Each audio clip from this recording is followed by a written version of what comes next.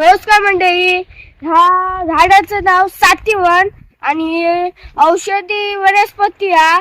आणि तुमका समजा डायबिटीज असली तर ह्याची साला काढून न्यायची आणि उकळत पाण्यात ठेवायची सालायची आणि उपाशी पोटी सकाळी पिवायची त्याचं पाणी. आणि डायबिटीज त्याच्या काढू पिल्याने लेवल मध्ये राहता आणि उन्हाळ्यात पण हे साला कापून कापून नेले बघा कसे.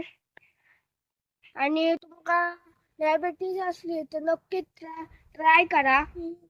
असं तर बघा वरती पानं पण लागली खाली खाली उन्हाळ्यात पण नेला नाही तरी कापून कापून बघा.